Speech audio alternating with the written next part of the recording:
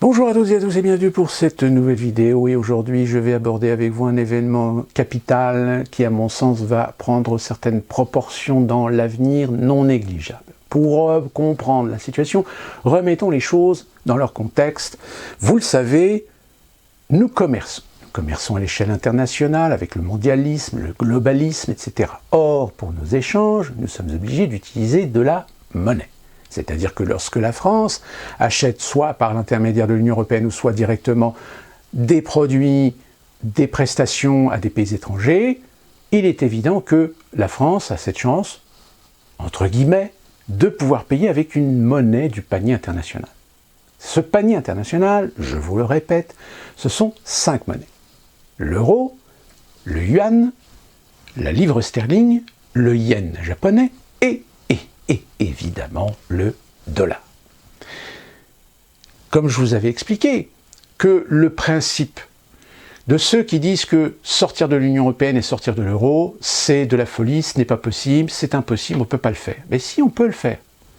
Et il y a même un pays qui aurait tout intérêt à ce que ça se fasse. Surtout en ce moment, et vous allez comprendre pourquoi. Si les Américains se sentent menacés aujourd'hui, même si on a pu voir que l'euro s'est effondré par rapport au dollar, a eu depuis plusieurs semaines une parité non négligeable comme jamais on en a vu dans toute l'histoire de l'euro, même si là l'euro est remonté à 1,09 $, je crois, il n'en est pas moins que, on le sait depuis plusieurs années, depuis les différends qu'il y a avec certains pays, surtout des pays émergents, certains pays émergents ont décidé de se dédollariser. Dédollariser, c'est-à-dire de transférer une partie du patrimoine financier, des réserves financières du pays, dans une autre monnaie ou dans une autre valeur que le dollar. Si les Américains donc se sentent menacés aujourd'hui, c'est qu'il y a des chances que l'Ukraine ne soit pas une préoccupation, ou ne soit plus une préoccupation immédiate. Pourquoi? Tout simplement parce que, si vous connaissez un petit peu vos classiques, vous savez que cette guerre en Ukraine n'est pas née simplement du fait que des russophones se font martyriser par les ukrainophones. Que c'est un projet de longue date, que c'est un aboutissement qui date même, je dirais, depuis le moment où l'Ukraine est devenue indépendante en 91. Et ce qui a provoqué, avec les printemps arabes, surtout le conflit syrien, une reconsidération de certains pays de vouloir continuer à conserver des valeurs en dollars, et donc ont lancé des programmes de dédollarisation pour plutôt se porter vers de la valeur sûre, et plus particulièrement l'or. On a vu aussi, dans les années 2010, un phénomène qui a poussé un certain nombre de pays à réclamer le transfert de leurs réserves d'or, c'est-à-dire leurs lingots, qui se trouvaient dans les stocks aux États-Unis, et de les retransférer dans leur pays propriétaire. On se souvient de cette affaire des Allemands qui avaient réclamé aux États-Unis de transférer leur or, sauf que les États-Unis disent « oui, mais vous comprenez, on ne peut pas transférer comme ça votre stock d'or. Il va falloir qu'on trouve un accord pour faire un échelonnement. » D'où après l'affaire qui a peut-être suscité beaucoup de questions, mais sur lequel certains représentants américains ont voulu lancer des audits qui ont été systématiquement refusés par la Fed. Pourquoi ? Parce qu'on a une suspicion que finalement la Fed aurait peut-être piqué dans les caisses. C'est-à-dire qu'au lieu de garder l'or physique des réserves de certains pays, eh bien ça serait finalement piqué de l'or dans ces réserves pour pouvoir spéculer, pour pouvoir aider l'économie américaine. Sauf que, évidemment, quand on refuse de faire systématiquement un audit sur l'or physique dans les réserves, bah, finalement on conforte ce que certains considèrent comme une théorie du complot, d'autres comme une question de souveraineté non négligeable c'est-à-dire une garantie que les États-Unis protègent les réserves physiques d'or de certains pays, mais qui finalement ont piqué dans la caisse et essayent de reconstituer cet or pour le renvoyer dans les pays tels que les pays l'ont réclamé de façon légitime. Sauf qu'évidemment, vu la résistance que ça a fait avec l'Allemagne, ça a encore plus alimenté cette fameuse théorie que finalement peut-être que les Allemands, leur or, il y a peut-être des chances qu'ils ne revoient pas l'intégralité de leur stock, si ce n'est peut-être avec des combines. Il y a eu une dénonciation à un moment donné, je crois que une partie de l'or qui avait été envoyée, ils se sont rendus compte que, les lingots d'or, c'était des lingots d'or, il n'y a pas de problème, sauf que ce n'était pas les références de celles qui avaient été déposées à l'époque à New York. C'est-à-dire qu'en fait, ils ont substitué... C'est-à-dire que les Américains ont dit aux Allemands, clairement, oui, c'est des barres d'or, oui, mais c'est pas les mêmes références. Mais on s'en fout, c'est de l'or. Vous l'avez votre or là, c'est bon, vous n'allez pas me faire chier, parce que le numéro de référence ne correspond pas au numéro de référence que vous nous aviez fourni il y a 50, 60, 70 ans. Sous-entendu, tu fermes ta gueule et tu prends ton or. Sauf qu'il y a un nouvel acteur qui est non négligeable, qui en plus de ça est un acteur qui a généré ce que l'on appelle le pétrodollar, c'est l'Arabie Saoudite. Et l'Arabie Saoudite, elle a fait une annonce d'une ampleur colossale.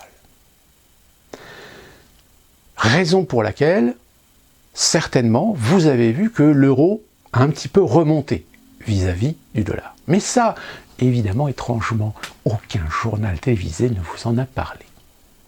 Et pour cause. Le déclin du statut de monnaie de réserve mondiale d'une devise est souvent un processus long et semé d'embûches de l'émergence d'un autre empire financier. Alors évidemment, tout de suite, on pense à la Chine. Bon, sauf que le problème de la Chine, c'est que c'est un pays qui a une fâcheuse tendance un petit peu à trafiquer les chiffres. Donc, à partir du moment où tous les acteurs importants de l'économie mondiale se disent oui, le yuan, machin, mais c'est pas fiable. Le dollar est plus fiable que le yuan. Donc pour l'instant, le dollar reste quand même une monnaie de référence. Sauf si des principaux acteurs qui alimentent la véracité, l'authenticité, la crédibilité du dollar commencent à vouloir s'en écarter, là, rien ne va plus. Il existe de nombreux experts économiques qui rejettent depuis des années tous les avertissements concernant l'effondrement du dollar. Et pour cause. Puisque le dollar, si on fait une comparaison avec toutes les monnaies du panier international, oui, le dollar reste une monnaie fiable. Pourquoi ? Parce que les Américains, on le sait, sont prêts à tout pour sauver leur dollar. Contrairement aux Européens, contrairement aux Japonais, qui, je rappelle, eux aussi, sont un petit peu les chiens de garde de Washington. Le yuan, je vous ai dit, et la livre sterling, pareil, il suffirait d'un bon coup une bonne catastrophe dans le système économique britannique pour que la livre sterling finalement s'effondre. Ce qui sauve les livres sterling, c'est le Commonwealth. Le fait est, c'est que beaucoup de pays du Commonwealth sont adossés sur la livre sterling. C'est la Nouvelle-Zélande, c'est l'Australie, c'est d'autres pays anciennement colonies, c'est l'Inde également, même si l'Inde préfère évidemment plus jouer avec du dollar qu'avec de la livre sterling. Ils ne comprennent tout simplement pas ou ne veulent pas comprendre. L'idée que la monnaie américaine puisse un jour être détrônée en tant que mécanisme du commerce mondial, de facto, est impossible dans leur esprit. L'un des principaux piliers qui maintiennent le dollar en tant que réserve mondiale est son statut de pétrole. Le fameux pétrole qui est négocié en dollars. Vous comprenez pourquoi maintenant, quand Poutine annonce que désormais toute négociation, toute transaction sur le pétrole devra être payée en roubles, imaginez les Chinois si eux aussi se mettent à obliger, ils l'ont suggéré, mais obliger les pays à payer en yuan,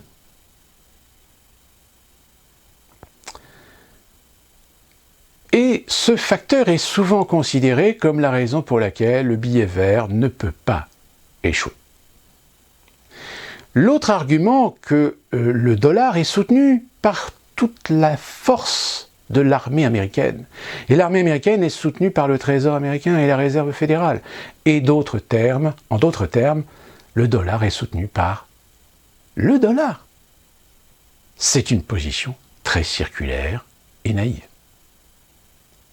En gros, quand on vous dit que les Américains ont besoin de guerre, voilà pourquoi. Parce que regardez sur Internet quel est le niveau de budget de l'armée américaine, vous comprendrez que dans un budget de dépenses d'État, et voire même après facturé ou circulé à l'échelle internationale, vous comprendrez que depuis la guerre du Vietnam, qui a été la guerre sans doute la plus exemplaire de ce que finalement l'idéologie avait en réalité cédé aux intérêts, à la cupidité, à l'arrivisme de l'empire militaro-américain. Si vous comprenez ça, alors vous comprenez la plaisanterie de certains récents conflits qui ont eu lieu ces 30 dernières années. Donc ces sentiments ne sont pas seulement omniprésents parmi les économistes traditionnels, ils sont également omniprésents dans les médias alternatifs. Le principal blocage des analystes de mouvements de la liberté est l'idée que l'establishment mondial ne permettrait jamais la faillite du dollar ou de l'économie américaine. Le système du dollar n'est-il pas leur poule aux œufs d'or? Donc vous comprenez que quand je vous dis que si jamais demain aux États-Unis nous sommes confrontés à une crise de dollar majeure, la première qui va être liquidée, c'est l'Europe. Faites disparaître l'Europe, faites disparaître l'euro. À votre avis, tous les pays, la France, l'Allemagne, l'Espagne, le Portugal, l'Italie, l'Autriche, la Croatie, la Pologne, la Lettonie, la Lituanie, l'Estonie, la Roumanie, la Bulgarie, la République tchèque, la République slovaque. À votre avis, leur échange international, ils vont le payer en quoi? Pas avec leur monnaie nationale, puisqu'elles ne font pas partie du panier international. Donc ils vont avoir le choix entre le dollar, le yen, la livre sterling. La réponse est non. Et ce n'est pas leur poule aux œufs d'or. Le dollar n'est qu'un autre tremplin vers leurs objectifs d'une économie et d'une monnaie unique dans le monde. Quand je vous ai dit dans une vidéo que, attention, ne pas confondre les Américains, ou tout du moins l'hégémonie ou l'impérialisme américain comme étant la source et la tête même de la pyramide, je rappelle, les États-Unis n'est qu'un outil. Et un outil, et non des moindres. Disons que les États-Unis, c'est le fer de lance des mondialistes et des globalistes. Ils ont besoin des États-Unis. Et le jour où ils ont réussi à finalement détruire toutes les souverainetés, toutes les États-nations dans le monde, eh bien les États-Unis, soit se soumettra à l'ordre nouveau, soit lui aussi passera la trappe. Ils ont détruit les statuts de réserve mondiale d'autres monnaies dans le passé. Pourquoi ne ferait-il pas de même avec le dollar? Les livres blancs et les essais des mondialistes soulignent spécifiquement la nécessité d'une diminution du rôle de la monnaie américaine et d'un déclin de l'économie américaine afin de laisser la place aux monnaies numériques de banque centrale et à un nouveau système monétaire mondial contrôlé non plus par les Américains mais par le FMI. Là, c'est la symbolique de ce que je vous ai déjà expliqué sur le fait qu'en réalité, au sommet de la pyramide, ce sont des élites européennes. Et qui plus est, des élites européennes liées au Gotha européen. Élite financière, Gotha européen, je dirais même que c'est presque, pour ce qui concerne la France, une revanche du Gotha européen contre la Révolution, qui a osé découper la tête d'un monarque. Oui, vous allez me dire, c'était il y a plus de 200 ans. Il n'empêche que. En 2017, nous avons publié un article intitulé « Le coup d'État saoudien signale la guerre et la réinitialisation du nouvel ordre mondial ». À l'époque que le transfert soudain du pouvoir au prince héritier Mohammed Ben Salman, que l'on appelle plus vulgairement MBL, indiquait un changement dans la relation de l'Arabie Saoudite avec les États-Unis.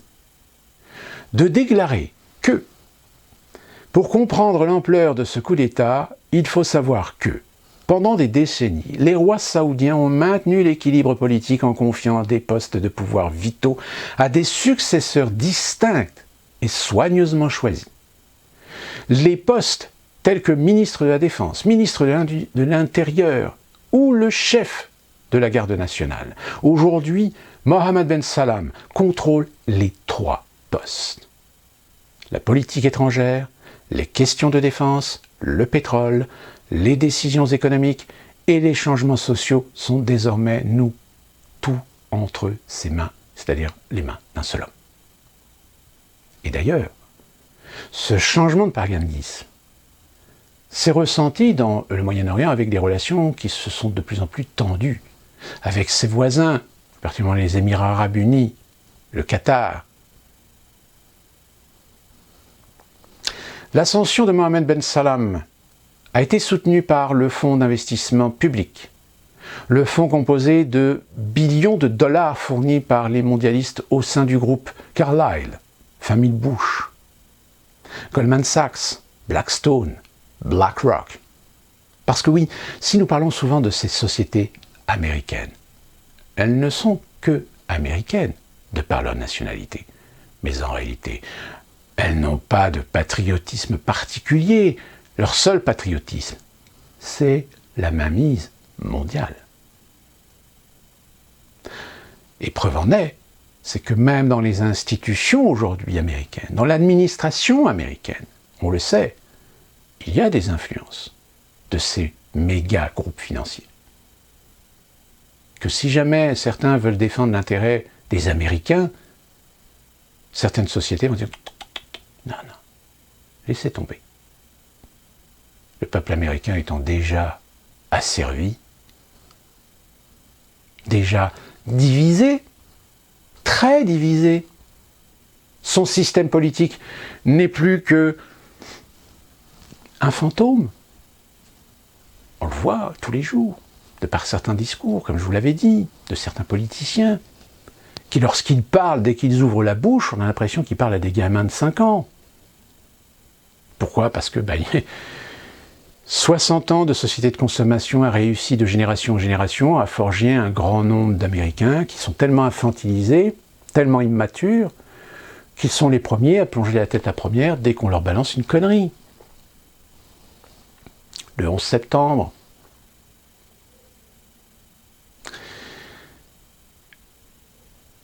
Mohammed Ben Salman s'est attiré les faveurs des mondialistes pour une raison précise.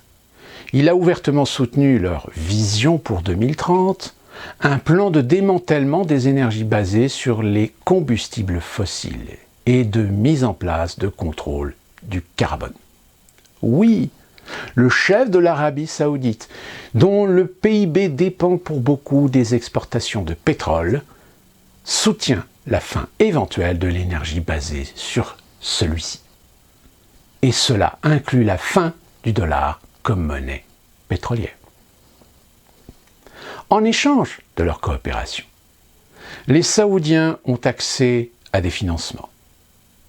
Le type ESG, pour désigner les critères environnementaux, sociaux et de gouvernance.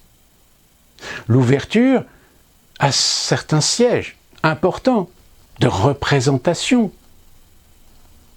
L'Arabie Saoudite est président de la Commission des droits de l'homme à l'ONU. L'Arabie Saoudite s'est vue octroyer un certain nombre d'événements, dont les Jeux Olympiques d'hiver. Les Jeux Olympiques d'hiver, dans un pays où il n'y a pas de neige. Ainsi qu'au progrès de l'IA et à ce qu'on appelle l'économie numérique. Et ça, sur place, on peut l'observer. On peut observer les développements de grandes universités. L'Arabie Saoudite aujourd'hui essaie de séduire un grand nombre de grands noms de la science, de toutes les sciences, pour enseigner à ces futures générations, pour que ces futures générations viennent peut-être à terme remplacer ceux qui aujourd'hui sont considérés comme les meilleurs sur le marché, c'est-à-dire les Indiens.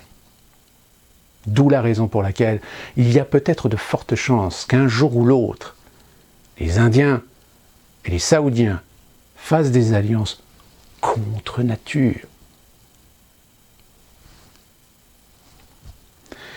Cela semble fou, mais on parle beaucoup des développements de l'intelligence artificielle pour guérir de nombreux problèmes de santé et allonger la durée de vie. Avec ce genre de promesses, il n'est pas surprenant que les élites saoudiennes soient prêtes à se débarrasser du dollar et même du pétrole. En 2017, nous avions noté que je pense que la prochaine phase de réinitialisation de l'économie mondiale commencera en partie par la rupture de la domination du pétrodollar. La symbiose entre les États-Unis et l'Arabie Saoudite est un élément important de mon analyse sur le changement stratégique qui s'éloigne du pétrodollar. L'Arabie Saoudite a été la clé la plus importante pour que le dollar reste le pétrodevise depuis le tout début. Une guerre géopolitique. Nous pouvions penser que la menace que pesait sur le statut de pétrolier serait finalement stimulée par une guerre par procuration entre l'Est et l'Ouest. La guerre économique mondiale est le véritable nom du jeu ici. Alors que les mondialistes jouent les marionnettistes de l'Est et de l'Ouest, c'est une crise politique qu'ils auront créée pour susciter le soutien du public à une solution qu'ils auront prédéterminée. À l'époque, nous pensions qu'une telle guerre par procuration serait initiée au Moyen-Orient, peut-être en Iran. Cependant, il est clair que l'Ukraine est la poudrière que les mondialistes ont choisie, du moins pour l'instant, et que Taïwan serait la prochaine cible.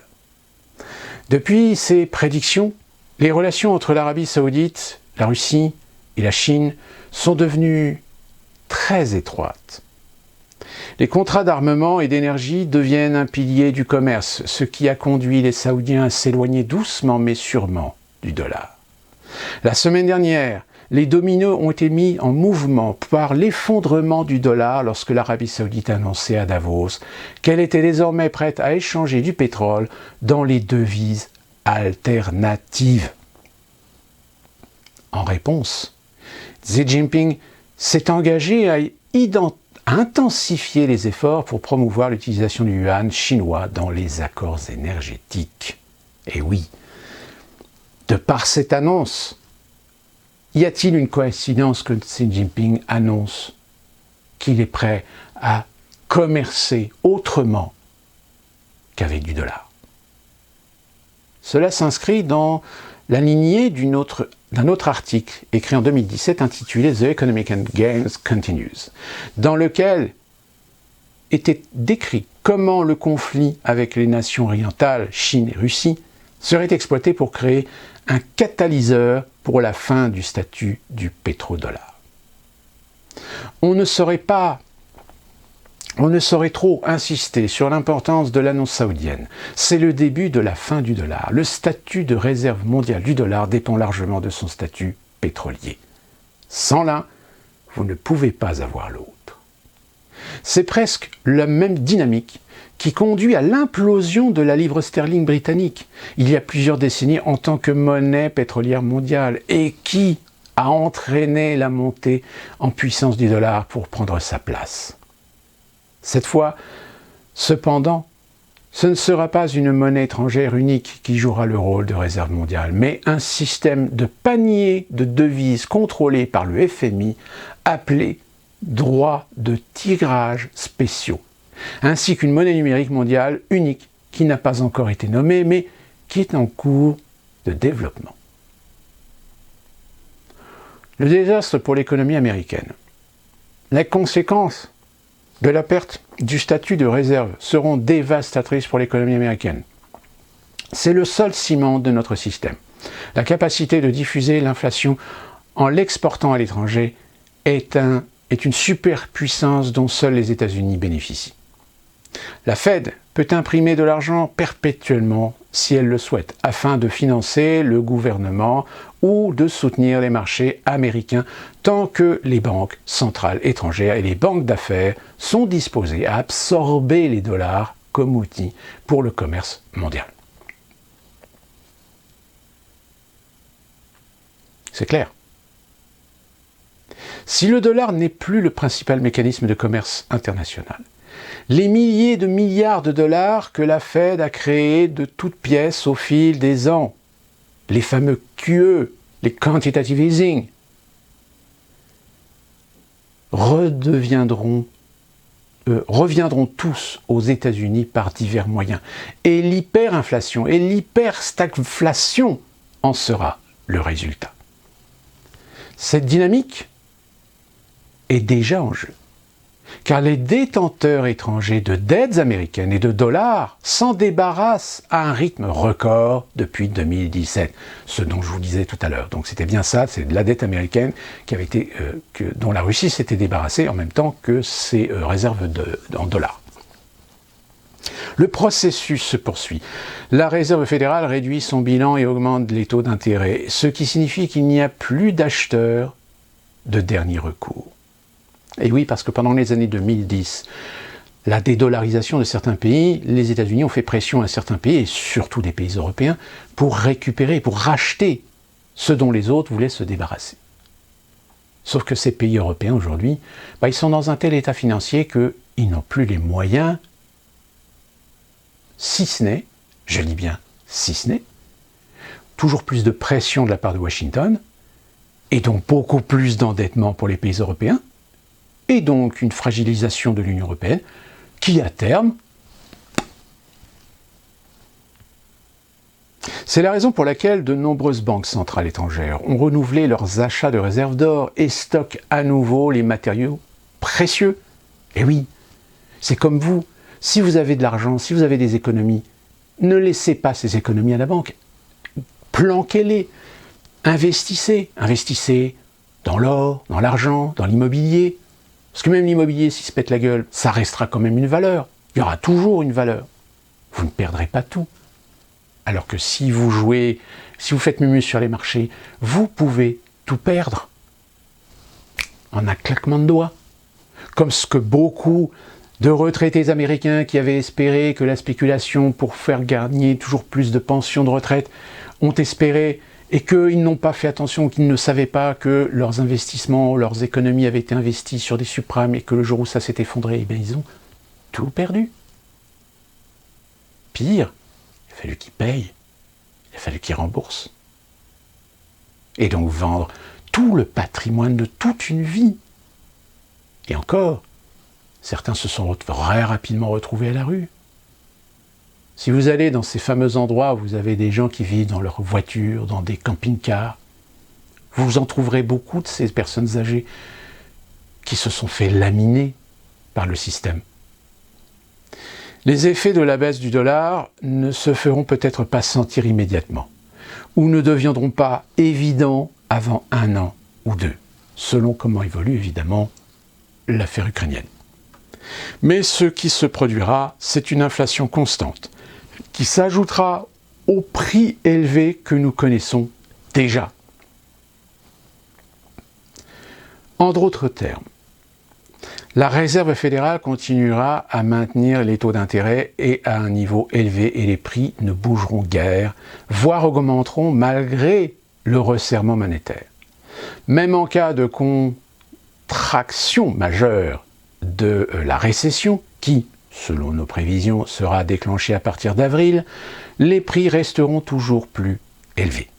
Pendant ce temps, les grands médias et les économistes du gouvernement diront ce qu'ils ont aucune idée de la raison pour laquelle l'inflation est si persistante et que personne n'aurait pu le voir ou le prévoir. Certains d'entre nous l'ont vu venir, seulement parce que nous acceptons ce qui est et savoir la réalité que les jours du dollar sont comptés. En conclusion, En conclusion, ça fait depuis plusieurs années que j'ai déjà abordé le sujet de la dédollarisation. Sauf que cette dédollarisation, elle est toujours dépendante des événements. Des événements prévisibles comme des événements imprévisibles. Les événements imprévisibles, c'est évidemment ce que les Américains peuvent éventuellement mettre en place, développer, suggérer, voire influencer. C'est pour cette raison que, vu la situation en Irak, vu la situation en Afghanistan, le retrait des Américains d'Afghanistan, le bourbier irakien, ont poussé les Américains à comprendre que la guerre, en effet, c'est un nerf de l'économie américaine.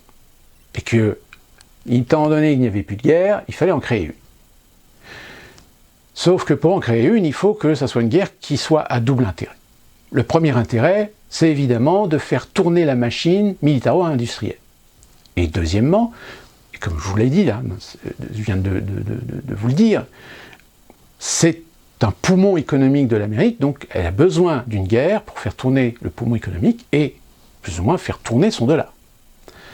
Et la deuxième raison, c'est continuer sa politique impérialiste.